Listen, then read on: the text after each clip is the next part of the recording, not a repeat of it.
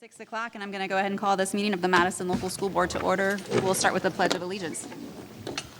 I pledge allegiance to the flag of the United States of America and to the republic for which it stands, one nation, under God, indivisible, with liberty and justice for all. Roll call.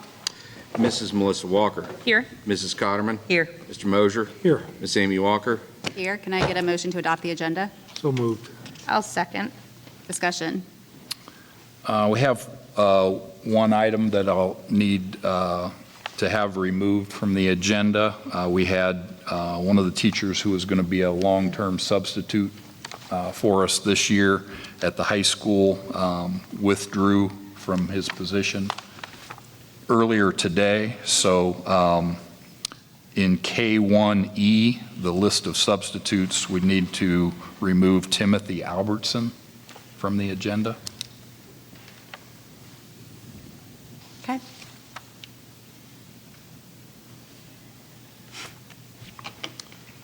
Okay. Mr. Mosier.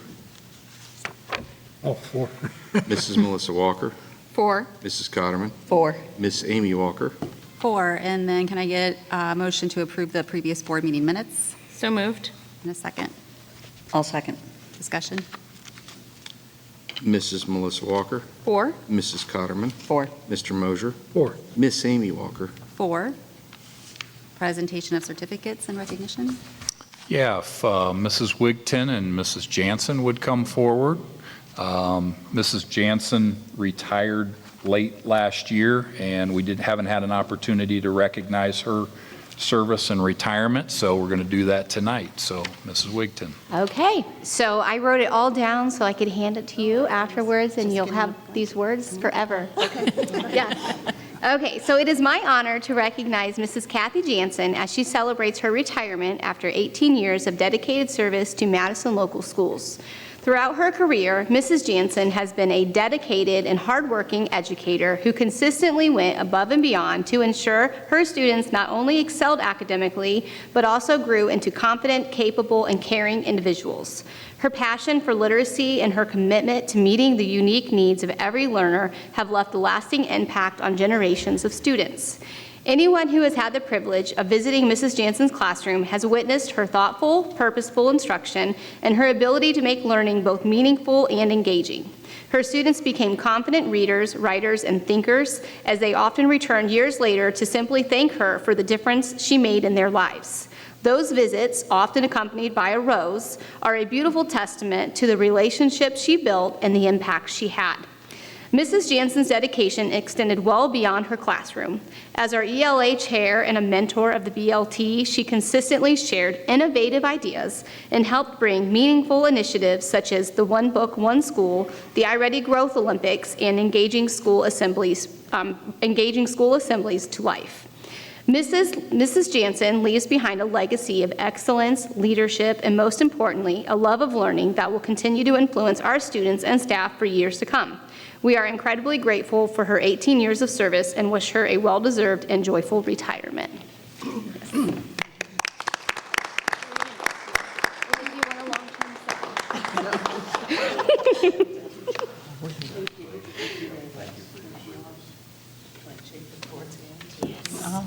You are one of the reasons that Elizabeth is becoming a teacher.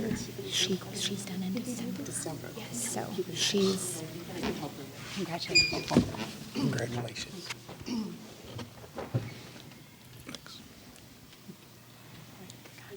Thank you. I'm going to hug you again. We'll miss you so much. I told you how you feel. Okay, recognition of visitors. And on to G, administrative committee reports. Nothing for legislative, athletic, board of control. Nothing to report. Okay, no student rep. And facilities. Not a whole lot to report, but I don't know if you guys have noticed, we've had some work going on in front of the high school right now. We've had an ongoing gas leak, minor, something that we need to get corrected. So we're hoping tomorrow, that'll be the last day of it. They've had to tunnel underneath the front of the school what do you want to call it, walkway, and then joining back up to the building.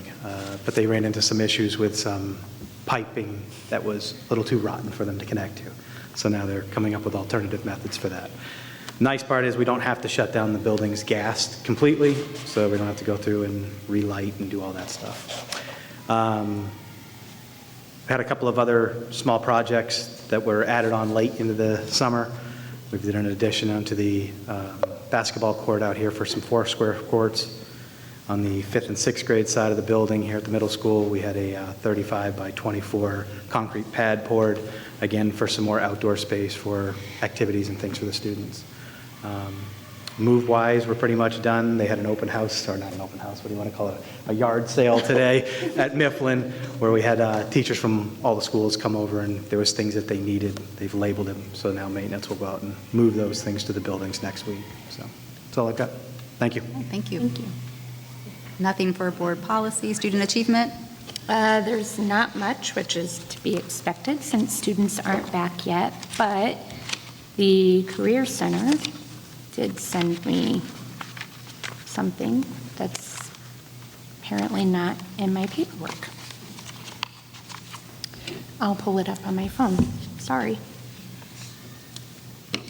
Maybe it's under here. Here it is. It was here. I was just looking in the wrong one. Okay.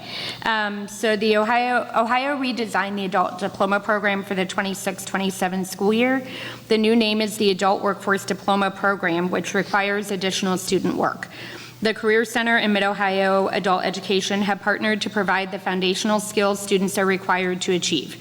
Students begin with a 2-week foundational Step 1 class, which begins the learning process. Step 1 classes are regularly scheduled throughout the year. For the 26-27 Adult Workforce Diploma Program statistics, as of August 3rd, there are 5 students attending and 6 students registered to begin on August 10th. For the 25-26 Adult Diploma Program, as of August 3rd, there was an 89.7% graduation rate of 35 out of 39 students. 5 additional students pending completion by the September 30th deadline. And then additional statistics, 100% of the certified nursing assistant students passed their certification exam, and 1 of 2 students passed the registered phlebotomy technician certification exam. And that's all. Thank you. Finance? We did meet last Monday, but I think Brad's probably, are you going to talk about it now or just in your report? We'll just talk about it in the reports. All right, superintendent's update. Everything is ready. We're very much ready to get going here. Will be a lot of action in the next couple of weeks. Next week, we get going with our bringing staff back and doing staff professional development. Next Monday, Tuesday, and Wednesday. We'll have several open houses next week, and then a couple, I think the kindergarten and preschool will be in the following week. And then students come. We're on a staggered start.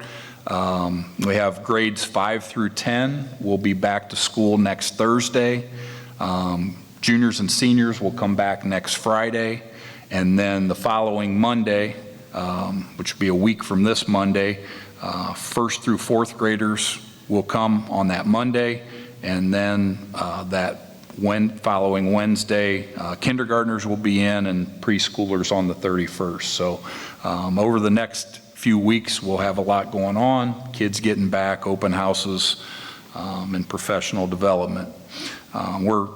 It's kind of a little bit of a mix of anxiety and excitement over moving from 3 elementary buildings to now we'll have a primary building, which was formerly Madison South, and that'll house grades pre-K to 2. And formerly Eastview will be the intermediate building and will house grades 3 and 4. Lastly, I just want to share with you some preliminary data from our state report card. And again, this is preliminary. There's still some additional data that they need to put into that before the final report comes out. But preliminarily, our overall rating is 4 stars. which would be exceeding state standards. So we're excited about that and hopeful that that will hold for the final rating. And that concludes my report. Very good. Presentation, Mrs. Pluck from Adult Career Center.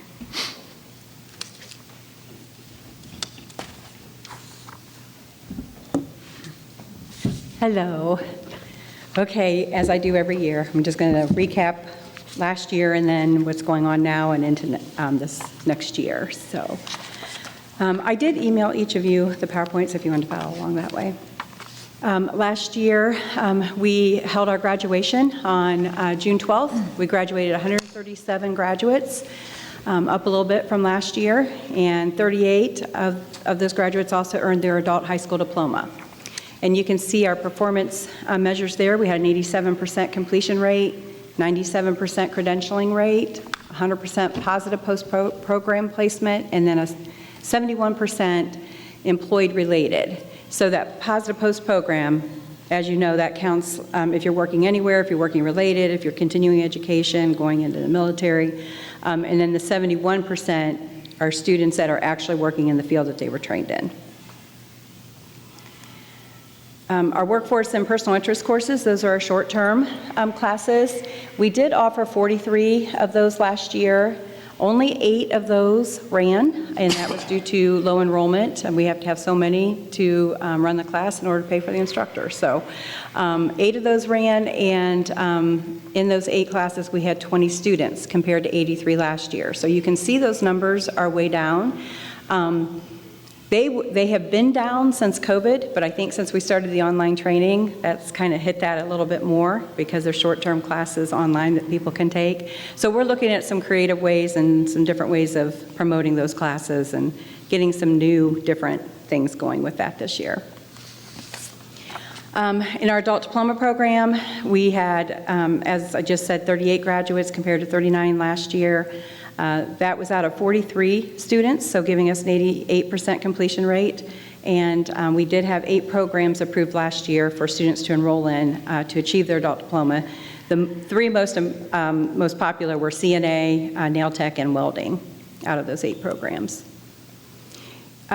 We partnered again with Mid-Ohio Adult Education for the adult diploma and also to provide work keys tutoring. We provided some leadership training at Advanced Fiber Technology over in Bucyrus, and we did some CPR training for Catalyst Life Services for their WIOA youth.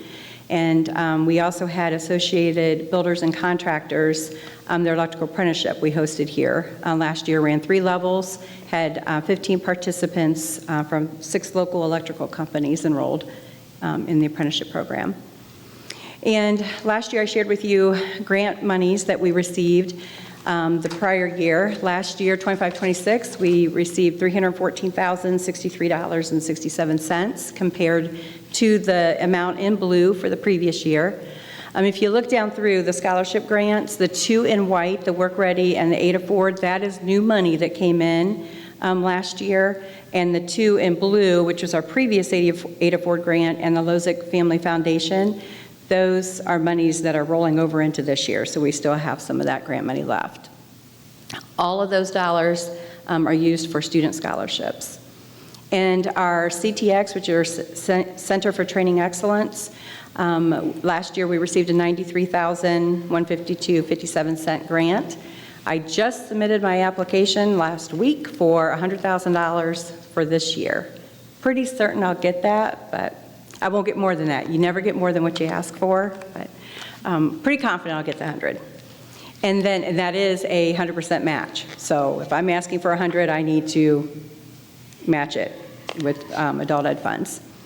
And then the Rapid 7 equipment grant, we received $42,666.67 last year. And with that, we purchased some training equipment for our electrical maintenance program.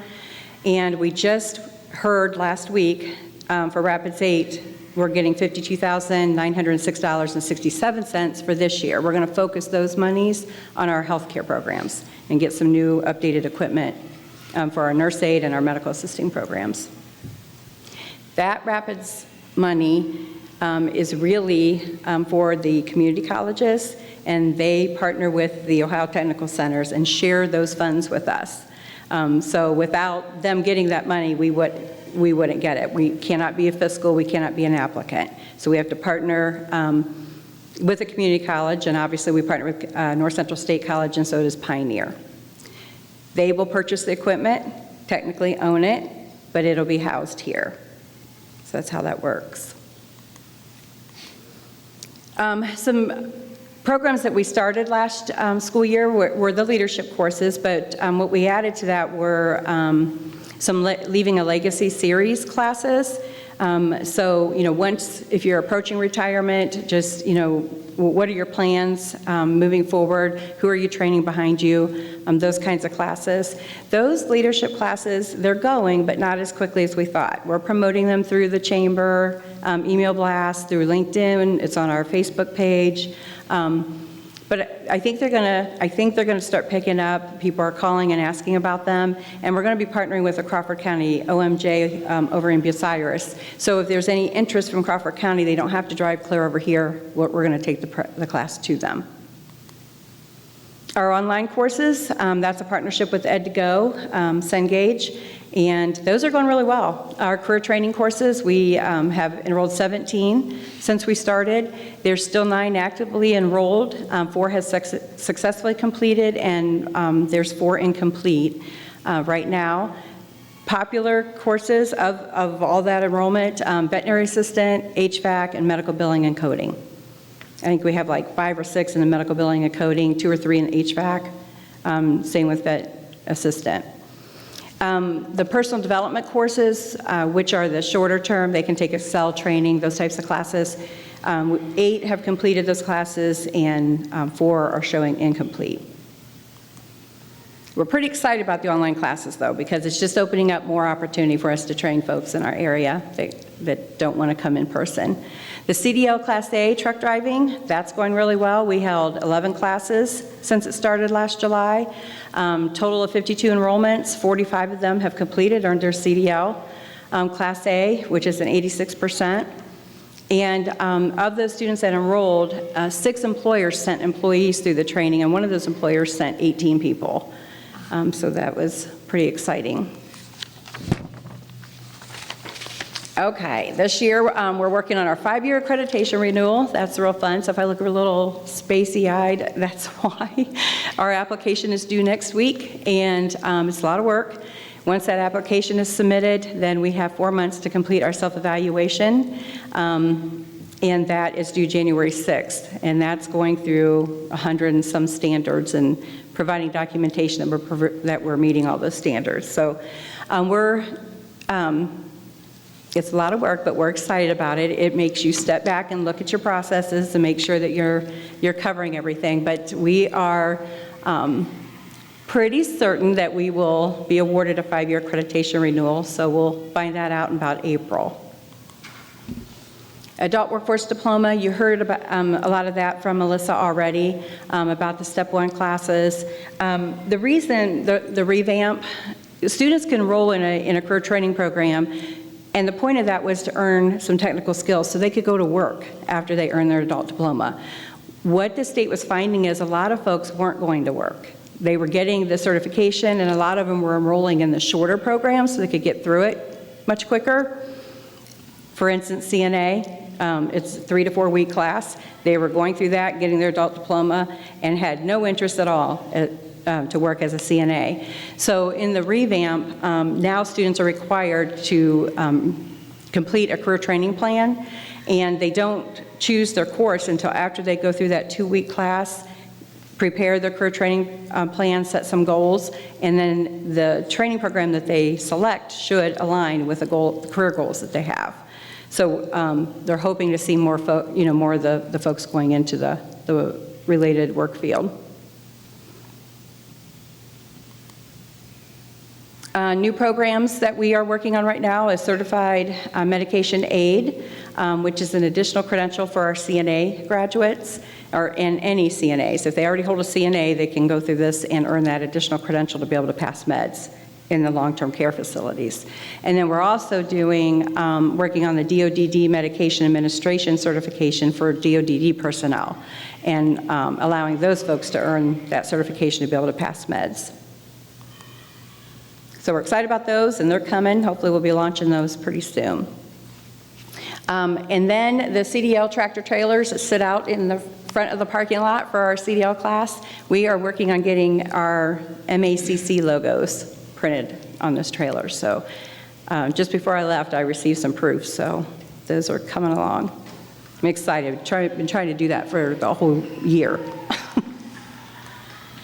And then to finish up, we are enrolling right now, and right now we have 10 actively enrolled for this next school year. 22 are ready to start class here at the end of August, and then you can see 132 are in the process of enrolling. So things are looking pretty good again for this next school year. The essential skills classes for the adult workforce, we've only had 2 of those, and 3 completed the first class, and we have 2 currently enrolled in the class right now. Our open house is Monday, August 17th from 5 to 7, along with the high school. And local programming, partnerships, customized training that we're providing. We're still working with Mid-Ohio Adult Education with the GED classes, the Adult Diploma Program, and work case tutoring. We're going to have Associated Builders and Contractors back. We're hosting 2 levels this year. And Vitro Glass Company over in Crestline, we are currently providing some advanced Excel training for their management folks. And then J Industries, we just finalized with them. We're going to be doing a welding certification training starting the week of October 5th with them again. And that's what's going on over at Madison Adult Career Center. Any questions? Okay, thank you. Thank you. Good job. Thanks. Can I get a motion for approval of donations, item I? So moved. And a second? I'll second. Discussion?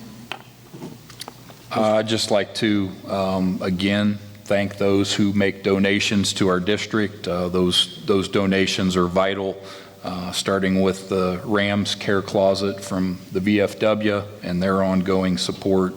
And then the Poor and Neron families, we're going to have a new Ram out there at Ram Field this year. So we appreciate that donation. That'll be very nice and much sorely needed. Thank you. Mr. Mosier. 4. Mrs. Cotterman. 4. Mrs. Melissa Walker. 4. Miss Amy Walker. 4. And item J, can I get a motion for treasurer's business? So moved. Second. Discussion? First thing we'll talk about is the monthly financial report. It's number 1. I shortened it quite a bit because there's only been 1 month in this fiscal year. And, there's no sense in putting things on that are not going to make much sense. But I'll talk to you a little bit about the revenues. July expenses exceeded revenues, which is common because the only thing we get in July is foundation money. We're not receiving anything from local taxpayers, so that was common.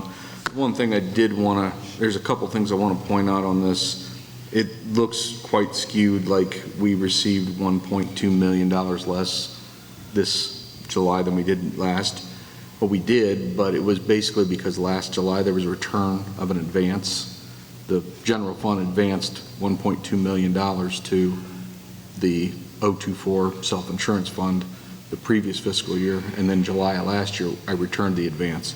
So if you take that 1.2 million out, it is very, very consistent with last year, and it's consistent with the last couple years. So there's really no change. The other thing, I talked a little bit about the state share percentage decreasing. I'm going to talk quite a bit about that in the 5-year forecast area. And the last thing I want to point out that's a little bit maybe difficult to understand on this is, see where it says -5 days cash on hand? So you guys, you'll see later when you vote on the appropriations, as you all know, there's revenues and expenditures for every fund, right? Well, general fund is what this is.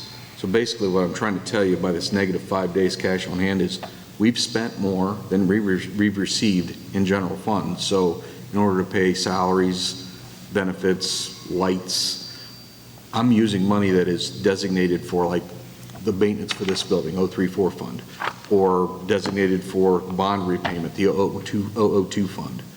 Or if there's, like, the principals have some excess money in it because they didn't spend everything last year, so portions of that. So the cash is, we really are negative cash on hand in general fund. I'm robbing Peter to pay Paul. I'm taking away from the other funds. And we really are so tight because, we haven't received bond payments for this whole year or the permanent improvement, the maintenance for this whole year. We're so tight that, I did get an advance from the county auditor for the next payroll, but if I wouldn't have, I could pay payroll, but I couldn't pay any utilities. We're that low because, we have to pay all the bills plus utilities. So there's just not much money there, but that's the common theme that I've been talking about. Expenditures, this is kind of cool. I wanted to show you the expenditures in July. We're down in every category except for benefits. Why benefits? Well, it's because insurance is killing us. But I think it was nice. So we had a bunch of people retire in June. So those retirements is why the salaries were down in July, because we're paying last year's salaries, June, July, and the first pay in August. Well, the reason it declined is because we paid them off. Obviously, benefits went up because of health insurance and everything. We were able to, we've cut down as much as we can, but we're pretty much the bare minimum. But that's the month. Next thing I want to talk about, before I go on, is there any questions on that? Okay. Next thing we'll talk about are permanent appropriations. It's a giant spreadsheet, and basically what it is I have to take what we ended with the balance from FY26, what I anticipate we will receive in revenues in FY27, what we've budgeted to spend for every single fund in FY27, and then the far column on the right in the blue is where we will most likely end up. This 001, the very top line, is the only one that's tied to the forecast, and it's every single one of them still has to be submitted to the county auditor, and every single one of them still has to be positive at the end of the year for the county auditor to approve it. But the top line, 001, has to match the forecast, and that's what gets submitted to ODEW. So are there questions on those? There's the revenue is called the Certificate of Estimated Resources, and what we spend is appropriations. So, all right, activity budgets. Basically, those are just the 200 funds when somebody submits, like Key Club or whatever. It's just basically approving, yeah, they submitted something, and we in the Treasurer's Office have made sure that they're not submitting to spend more than they have and are going to bring in. Fall submission of the 5-year forecast. I'm going to go through a PowerPoint on this one. So the first thing I want to do is talk about, so I've said a bunch of times, a forecast is a snapshot in time, what we are right now. And it is all based on assumptions. That is more pertinent now than it ever has been, because when we do a forecast in October, school's already started. I've got payroll that I've already done for the second pay in August and all of September. So I know what has been done. Open enrollment for insurance is September 1st through the 15th. So I know who's going to sign up and who's not, how they're going to change plans. That hasn't happened yet either. Insurance, when like the last pay that got paid, and for the whole month of this month, we're still covering the people that have resigned because they were paid, they earned everything up until August 10th. So because they've earned it and they're getting paid, they're covered. So September's the first month that is going to be the new employees. When it comes to forecast foundations, that's based on enrollment. Enrollment doesn't happen for a head count until the October head count. So the changes from the 5-year forecast for the foundation aren't going to really happen until October. And then luckily the year that they told us to do this in November, hey, we already knew what the ballot was going to be. We already knew if the levy was going to pass. So they've pushed this back so early in August. We haven't had a first day of school, haven't paid a first new teacher, haven't done anything with the new insurance. So this is the most speculative of any first forecast that I've ever presented. And it's only because the state has pushed it so early. As you well know, the longer you go, the more knowledge you have, the more accurate you're going to be. So I just want to point that out. But that being said, when you compare the forecast from what I did in February, that's a real small variance, about 1.6%, which isn't a lot. Now, if we were 60 days cash on hand, I wouldn't worry about 1.6%. But, when we are projected the end of the year with 5, and I think we ended last year with 9, that is significant, and I got to be very careful to be accurate. And that's one thing we talked about in the Finance Committee meeting, of how important it is. I can't be 3% off. I've got to be on, and it sometimes can be very difficult. It will be more accurate in February, and when the state comes in and puts us in caution or makes us do a precautionary written plan, most likely I'll have to submit a forecast, and then by that time it'll be a little bit more accurate. But right now, from February, the variances aren't that much. Revenues, I'm still just going to worry about the two. I'm going to worry about real estate and foundation payments, which is what we get from the state, because that's 92% of our revenue. So, you worry about the big ones, because that's really what we need to focus on. As far as the variance from general property tax, here's what happened. There was House Bill 186, which had to do with the funding, and it shifted a percentage of the owner-occupied credit from the taxpayer to the state paying it. They're doing it over like a 5-year period. Last year was 2.5%. Calendar year 27 is going to be 5. Calendar year 28 is going to be 7.5. So what they're doing, the state in House Bill 186 is saying, okay, we'll take over a percentage of the owner-occupied. We're going to basically fund what, instead of making it a taxpayer burden, we'll fund it. Okay, I don't know if you remember in 2014 or 2013, the state kind of did away with both those. So you had a new levy, and they weren't going to give anything on that. So this is at least the variance is the shift there. So I'm going to talk a little bit about real estate. I told you the shift occurred because of House Bill 186. The drastic reduction in FY28 and beyond is because it can't project new renewals. And it's also because, last year was the first year, and it's going forward, that piggyback commissioners are piggybacking the owner-occupied.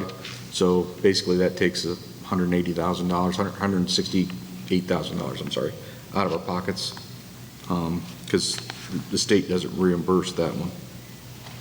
But revenues are, it is what it is.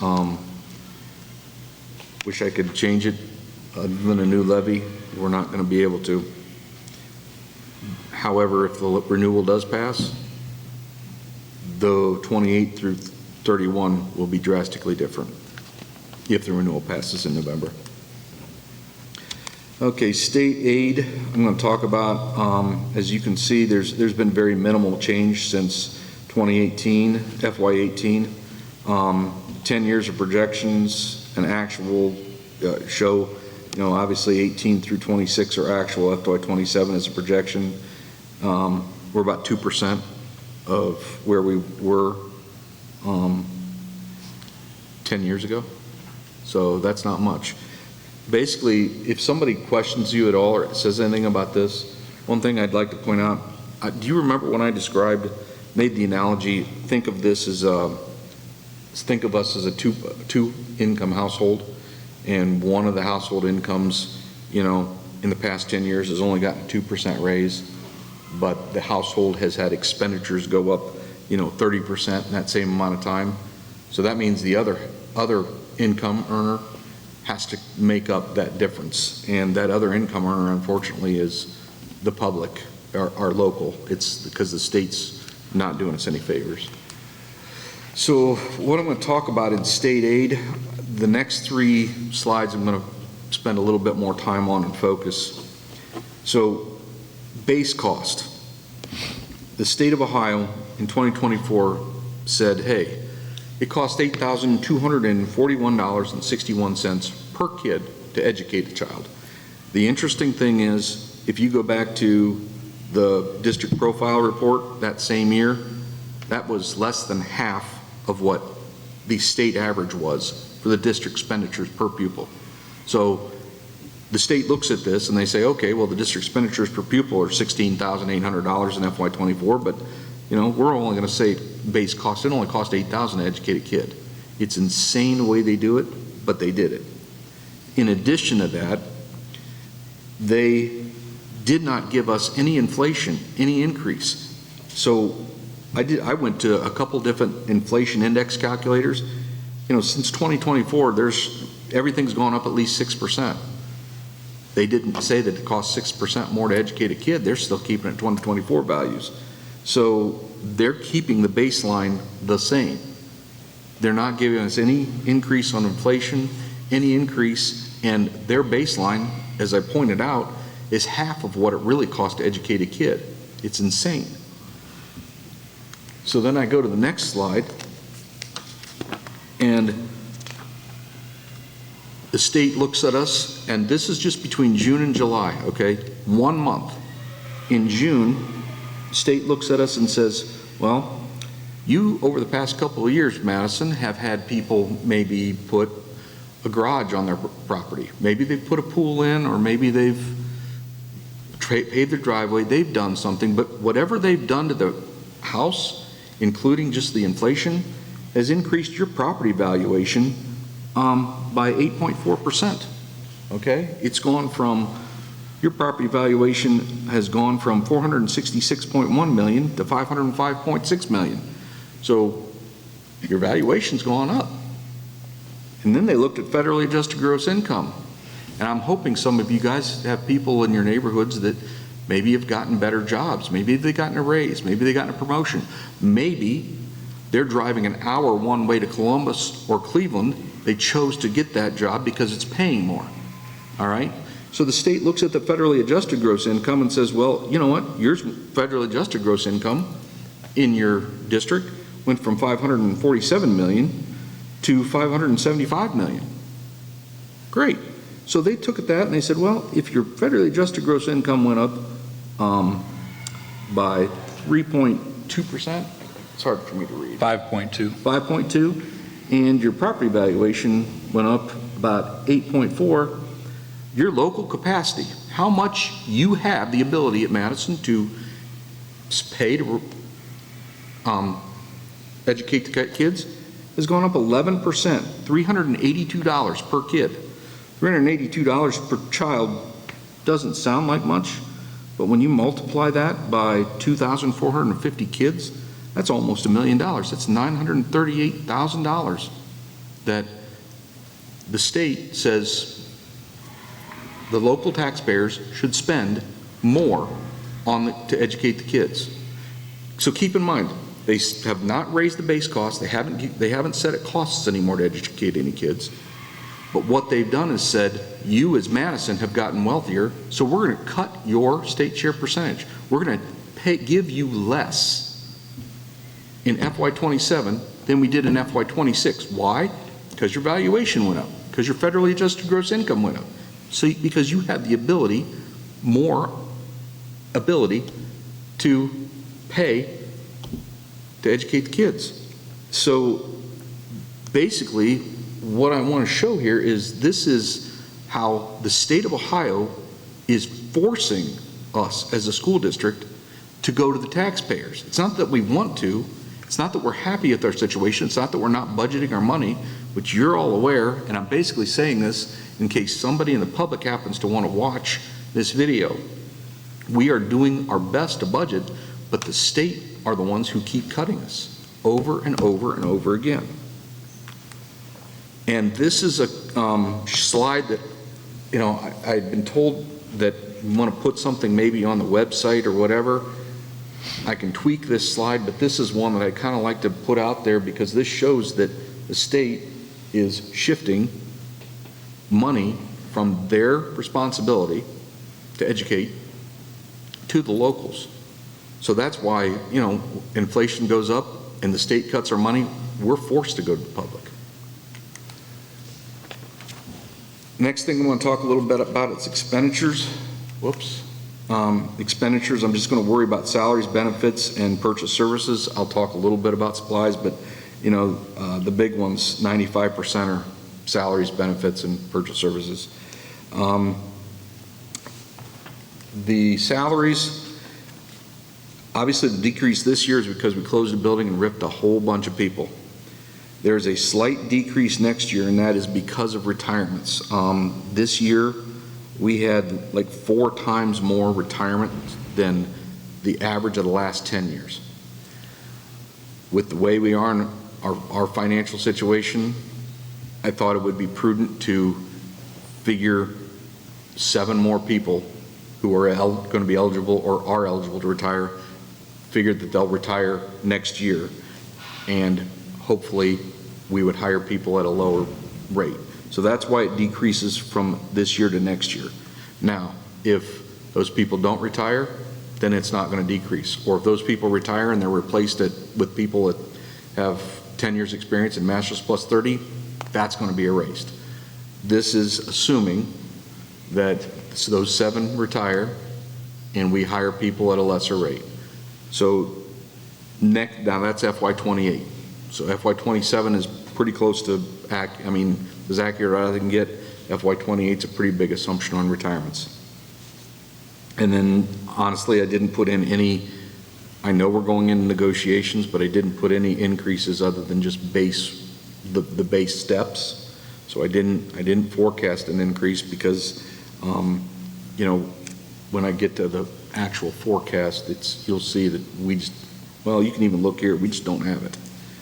So, and I can't certify a contract if we don't have the money to pay for it. Benefits, you know, I've said this before and I'll say it again. Benefits are like 72% of salaries. So for every dollar we spend for salaries, we're spending 72 cents on benefits, and it keeps going up and up. We are the highest in the state for that, you know, that relationship, benefits to salary. And the more benefits keep, well, I shouldn't say benefits, the more health insurance keeps increasing at an 18 or 15, which I projected 15% for next year, which starts in January. Remember, we had 18 last year. The more these health insurances keep going up at 15, 18, 16%, and wages go up at 2, 3, whatever, it's just going to keep getting closer and closer till we get to a dollar per dollar ratio. So for every dollar we're paying for a salary, we're going to be paying a dollar for benefits, and it's almost all going to be health insurance. Purchase services, they are what they are. The only way we can afford, or only way we can cut those is when we go join a consortium, like for electric or gas. So utilities, I mean, you know, we're spending $800,000 a year in utilities.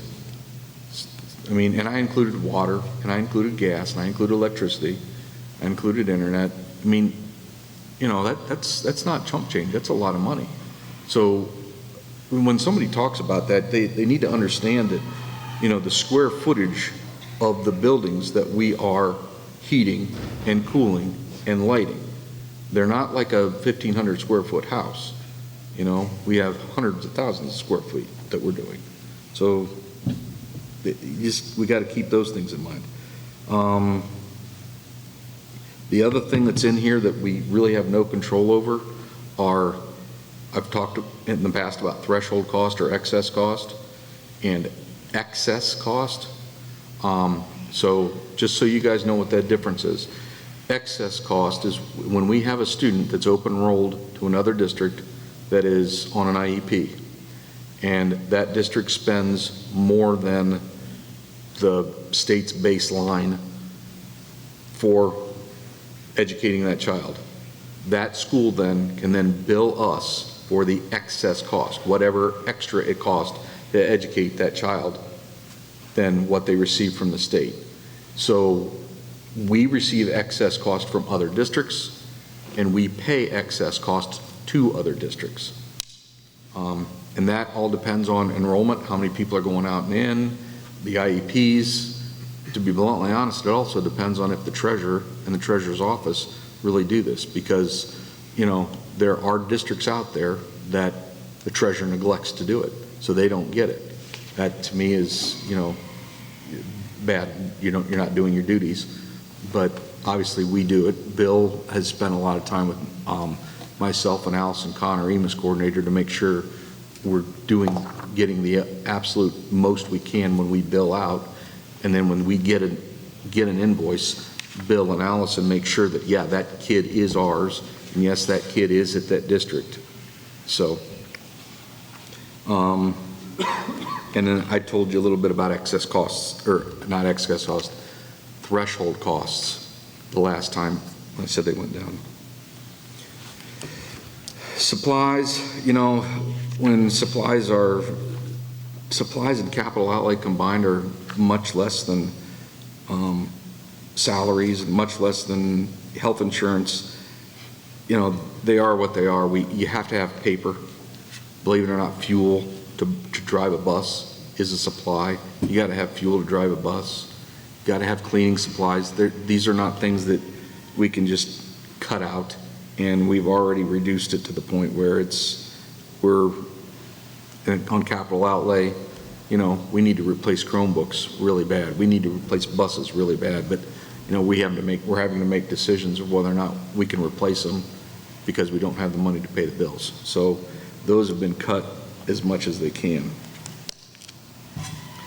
In the conclusion here, expenditures are increasing a lot faster than revenues, and you know, we are looking at next year, even if the renewals pass, we're still looking at negative cash on hand, and we won't be able to survive. So we're going to have to make cuts next year.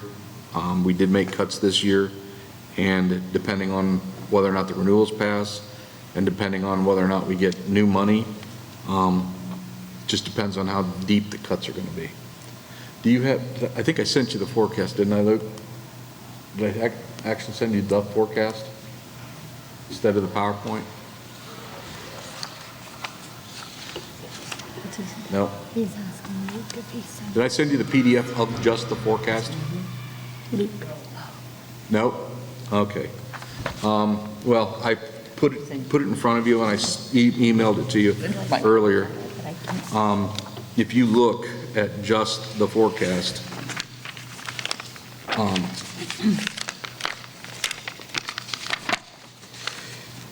down on lines 7.010, you can see we're going to end this fiscal year somewhere around $600,000.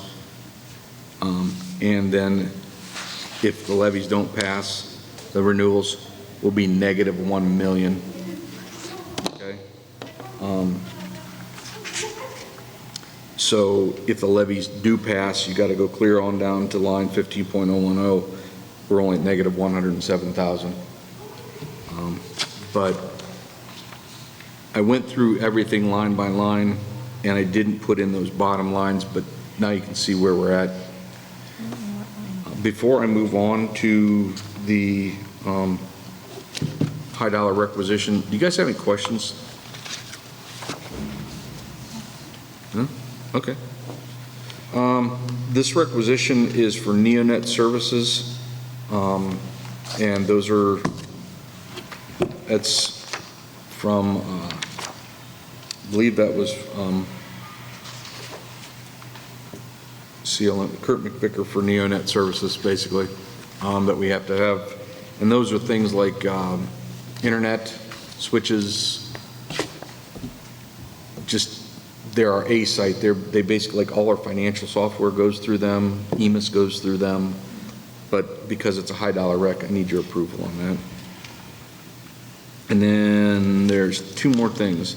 Grants from Richland County Foundation. I don't need to read through those, but the Richland County Foundation gave those are teachers have applied for grants and got them, so we ought to thank those teachers for doing what they can to go out of their way to try to get grants for their classroom. And the last one is a bid matrix from the MECLC.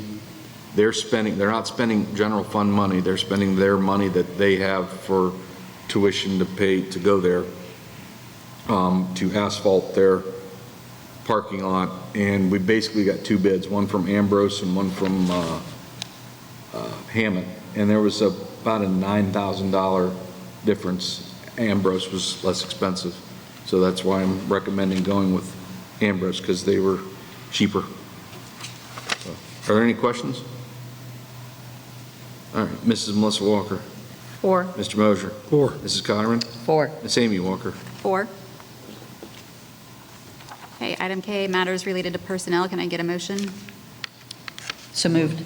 Second. Is that Mary? Discussion. Mary Cotterman, were you the first? 4. Mr. Mosier. 4. Mrs. Melissa Walker. 4. Miss Amy Walker. 4. Item L, superintendent's business. Can I get a motion? So moved. And a second? I'll second. Discussion. The one item that I do want to share some information with you on is item 5, the changes to the administrative benefits list. And the change there was to change the date from when new administrative employees' health insurance would start from September 1st to August 1st. Previously, or currently, without the change, we would get principals who would come here from other districts, and they would have to purchase their own insurance for a month. And we are very unusual. I reached out to all of the other districts in Richland County plus Pioneer, and they all start their administrator health insurance on August 1st, which is what I'm proposing. Currently, and moving forward, our administrators who leave the district, they finish out their contract and they leave the district, and we're replacing them, their insurance runs out on July 31st. So there's no overlap where we would be insuring 2 employees at the same time for their health insurance. So, as soon as the previous employee's insurance runs out, then we would start the new employee. And we've been the only district in Richland County, and probably much further than that, to be doing it the way we were doing it. So that's the change and the reason for it. Mrs. Melissa Walker. 4. Mrs. Cotterman. 4. Mr. Mosier. 4. Miss Amy Walker. 4, visitor comments. Okay, the next regular Board of Education meeting will be on September 14th at 6 p.m. at the Madison Middle School Auditoria. Can I get a motion to adjourn? So moved. And a second. I'll second. Mr. Mosier. 4. Mrs. Cotterman. 4. Mrs. Melissa Walker. 4. Miss Amy Walker. 4.